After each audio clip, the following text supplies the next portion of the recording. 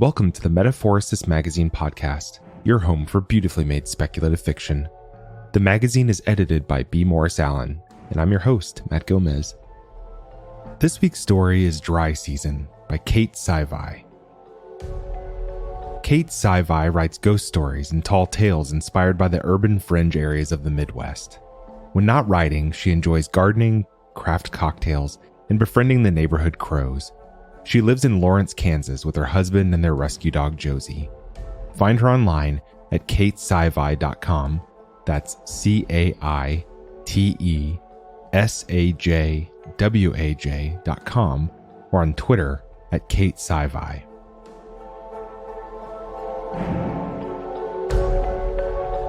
Let's jump in.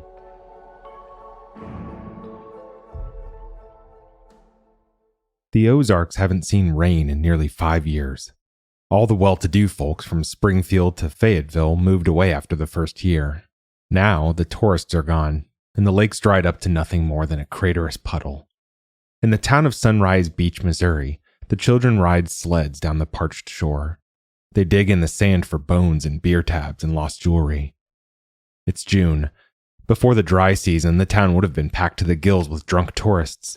They'd spill onto the streets from every restaurant and dive bar and pool hall, reeking of beer and banana boat tanning oil. But this year, there are no tourists. At Redhead's Pizzeria, Janie Rivas, who isn't a redhead but a brunette, stands behind the cash register, vigorously chewing a stick of Big Red. Janie's lived in Sunrise Beach all her life. She doesn't particularly mind the lack of tourists, though she could use the tips. 2 weeks ago, Janie got her acceptance letter from the University of Washington, and the cost of living in Seattle isn't anything to sneeze at. But her only customers today are the remaining 3 city councilors, and they've never left more than 10%.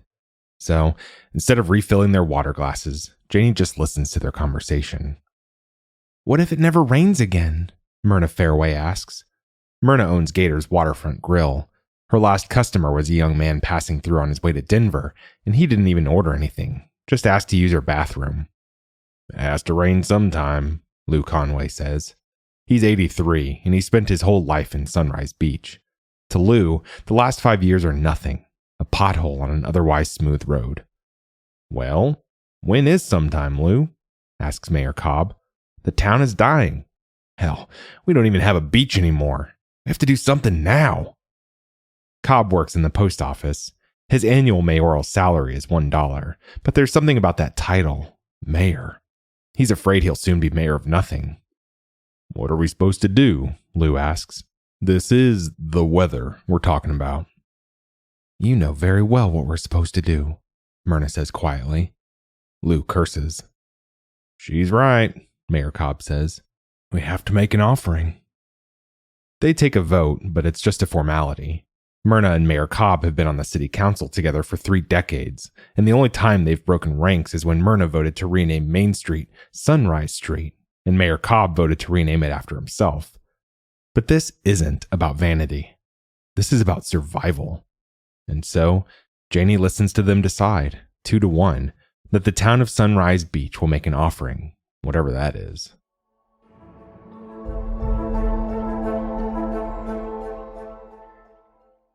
The next day, Mayor Cobb issues a proclamation, and the townspeople gather at the docks. Janie isn't among them. She's tethered to one of the beams, watching dawn sunlight gleam off the ancient remains of broken beer bottles, still half buried in the lake bed. Sun-bleached driftwood juts from the sand, like the bones of a monstrous sea creature, or the pillars of a long-lost temple. Janie is still wearing her work shirt from the pizzeria. The townspeople watch and wait. Soon, the dry season will be over, and the air will hum with the sounds of motorboats and churning water. At one point, a man shouts, "I think I felt a drop!" But it's only sweat that dripped from his forehead. An hour later, there's still no rain. The sky is the clear, bright blue of a gas fire. Eventually, the crowd begins to thin. The citizens of Sunrise Beach have lives to get back to. They have morning shifts starting soon. They have children that need to be dropped off at daycare. And they expected something exciting to happen. Something spectacular. A torrential downpour of Old Testament proportions, perhaps. But offerings are not miracles. Offerings take time. and the people of Sunrise Beach have grown bored. One by one, they file away until only Janie is left. She stares out across the lake bed. The dirt is dry and brittle and laced with shallow fissures, like a crust of brown bread split in the oven. Morning turns to midday, and still the rain doesn't come. This is all bullshit, Janie thinks. Just superstition. Any minute now, the city council will realize they've made a huge mistake. Sorry for the trouble, they'll say, and give Janie a nice chunk of change so she doesn't go running her mouth. She'll move to Washington like she planned. There are no droughts in Washington. Then she feels it, cold and sharp as a bullet. Rain. It comes slow at first, then fast. Water pools at the bottom of the lake, settling into the cracks and creases in the dirt. Janie starts to cry, but she doesn't call for help. The townspeople will be here soon enough, and it won't be to help her. No, they'll flock to the shore to chant and cheer and dance in the rain. Some of the children have never even seen rain before. Their parents will bring them outside to stomp in the puddles. Janie writhes and shimmies, trying to slip from her bindings. When that doesn't work, she jerks and screams and kicks the ancient wooden beams of the dock. But this dock has stood over 100 years, and it'll likely stand for 100 more. Janie, by her best estimates, won't last more than a few hours. She wonders if she'll end up drowning to death, or if whatever it is she's an offering to will eat her. She guesses it depends how quickly the water reaches neck level, and for how long it stays there. Either way, it won't be pretty. Defeated, she slumps backward and closes her eyes. In her mind, she tries to go somewhere else. Washington. She conjures the scent of pine and sea salt, the sound of waves slapping rocky shores, the hum of public buses. And just when she has it, something slurps? Janie keeps her eyes squeezed shut, imagining some Cthulhu-like creature rising from the muddy lake bed, tentacles writhing, rows of teeth gnashing, ready to gobble her up and fulfill the unholy contract. There's another slurp, closer now. Janie's stomach twists, her fingers tremble. "Hey," a voice says. Janie's eyes snap open, lashes dripping rainwater. A man is standing there slurping a Sonic Route 44 like he's at a backyard barbecue and not the bottom of a flooding lake. He's wearing cargo shorts and a Pabst Blue Ribbon t-shirt. The man takes another loud, lingering drink. "Who are you?" she sputters through the rain. A small part of her hopes this stranger is here to save her, but a bigger part knows better than to hope. The man studies her, gnawing absently at the red straw in his drink. His eyes are the color of a brewing storm. "I'm the lake god," he says finally. If Janie weren't tethered to a piece of wood at the bottom of the lake, she wouldn't believe for a second that this guy is god of anything. He looks like he works at a bait shop. But she is tethered to a piece of wood at the bottom of the lake, so she figures he's probably telling the truth. "I'm the offering," Janie replies. Rain is still pouring violently from the sky. Every drop that hits Janie's skin feels like a shot from a pellet gun. The lake god takes another long drink and shoves his free hand in his pocket. "Yeah," he sighs. "Sure looks like it." Janie says nothing. Her wrists feel like the skin's been rubbed off them, and her eyes sting from the rain. The only thing keeping her from collapsing into a puddle is the rope tethering her to the beam. She doesn't want to die for this shithole town, and she definitely doesn't want to play human sacrifice to a god that can't even muster some goddamn enthusiasm about it. The lake god steps closer, still chewing on a straw. He smells like soil and pond scum, like algae washed ashore and left to rot in the sun. "So, what's a young thing like you doing here?" he asks. "Thought it'd be one of the older ones, for efficiency's sake." The lake god shakes his head like he can't believe it. "I was going to leave," Janie says. "I was moving to Seattle for school next month. I was going to be a hydrologist." She doesn't know why she keeps rambling. Maybe she's having one of those moments that people sometimes have right before they die, when they're compelled to confess their darkest secrets and dearest wishes. That's a damn shame. Seattle's a real nice place. Best cup of coffee I've ever had. "Well, too bad I won't have a chance to try it," Janie says dryly. The lake god asks her for her name. She tells him, "Janie Rivas. Nice to meet you." She imagines she's at freshman orientation, introducing herself to her class, instead of at the bottom of a lake, introducing herself to her reluctant god. Well, listen, Janie, this is mighty awkward, but the lake god gestures at her bindings, human sacrifice business isn't much to my taste anymore. The sky is a dark, miasmic gray. The rain is falling so hard and fast that Janie can barely keep her eyes open. Her clothes are heavy and cold on her slick skin. Then why is this the first time it's rained in 5 years? Janie asks, panting. A shadow, like a storm cloud, passes over the lake god's face.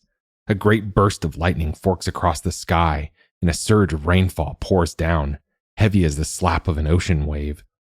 The lake god stands immovable at the bottom of the lake, now the eye of a hurricane. Janie cries out. The water is rising, reaching up like the hands of the dead, beckoning for her to come down and join them. And then, as quickly as it started, the rain stops. The wind holds its breath. The water lapping at Janie's knees goes still. The lake god looks at her with eyes the color of a starless sky. He chews on a straw some more, thoughtfully. His Pabst Blue Ribbon shirt is curiously dry. Janie, he says finally, how about you and I talk this over someplace where you aren't in imminent peril of drowning? Sounds swell, says Janie.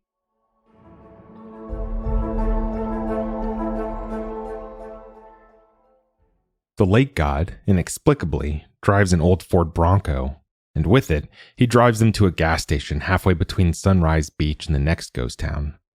The rain has stopped and the air smells strangely of damp hot dogs. All but one gas pump are covered with faded yellow bags that says, out of order. The lake god buys them each a clownishly large soda, and they sit outside on the curb talking for a long time. So, you've been on vacation for 5 years? Janie asks. Well, he says, I was lake god for a lot longer than that. Even gods, it seems, tire eventually. But the lake god assures Janie that he took precautions. Or, at least, he thought he did. His cousin from Lake Tahoe was supposed to check in on the place every so often.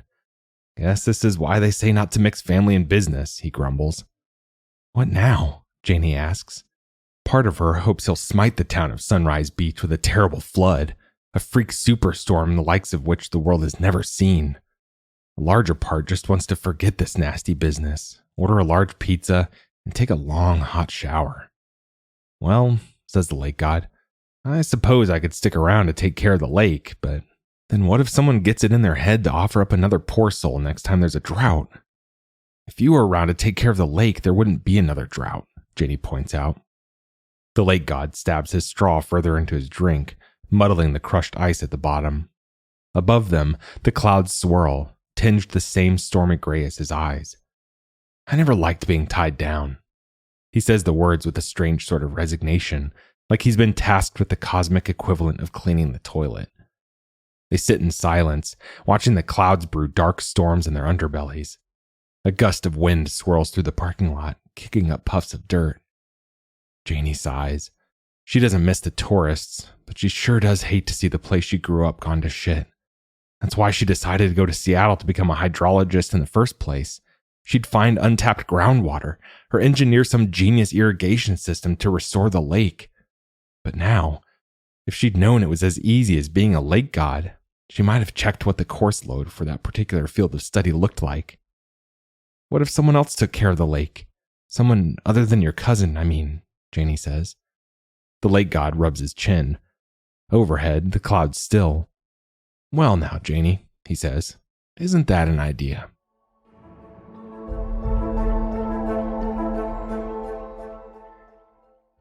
When Janie shows back up in town later that day, the people of Sunrise Beach give her a wide berth. If it weren't raining, they'd probably drag her back down to the bottom of the lake. But it is raining, so they let her stay. Still, no one knows quite what to say to her. Some of the townspeople feel guilty, but for most of them, it's just awkward. Yeah, it's great that the lake god spared her, but does she have to rub it in their faces? A few people work up the courage to ask questions. What happened down there, Janie? Did you see him? What did he say? Whenever these questions come, Janie just shrugs. She keeps to herself. She watches a lot of Netflix and occasionally goes for a swim in the lake, when it's not raining, that is. There are whispers that maybe the lake god didn't spare Janie. Maybe she just made a deal with him. The good people of Sunrise Beach are afraid. On the day Janie leaves for Seattle, Myrna Fairway and Lou Conway of the Sunrise Beach City Council resign, and Mayor Cobb skips town entirely. The people burn down City Hall as their own kind of offering and hope that that's the end of it. No one is harmed, and the citizens of Sunrise Beach are steadfast in their silence about what exactly happened and who is responsible. Janie, of course, won't hear about this until months later when she returns to Sunrise Beach over fall break, accompanied by a man that smells of wet soil and algae. In Washington, Janie's learned of drainage basin management and agricultural water balance and flood forecasting. She's pleased to find that, after all that, summoning rain comes quite naturally. After graduation, the man that was once the lake god claps her on the back as they say their farewells. When Janie asks where he plans to go, he says, "Somewhere without any damn lakes, that's for sure."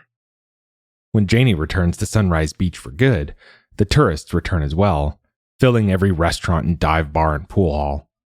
The townspeople still don't know what to say to Janie, or whether they should say anything at all. At first, they're too afraid to let their children splash in puddles, let alone swim in the lake.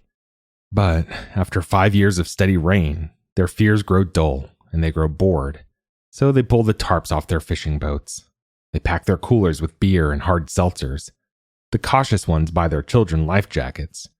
They convince themselves that if one of them had been chosen as the offering, Janie would have stood in the crowd, watching and waiting and saying nothing, just like they did. Janie lets the townsfolk think what they will. Her blood has long since turned to water, and with it, any rage she felt ebbed away like a wave receding from the shore. That was Dry Season by Caite Sajwaj. Thanks for listening. If you enjoyed this episode, we'd love if you'd leave us a 5-star review on Apple Podcasts, or better yet, share the magazine and podcast with a friend. If you'd like to listen to more speculative fiction, visit us online at magazine.metaphorosis.com or on Twitter at metaphorosismag.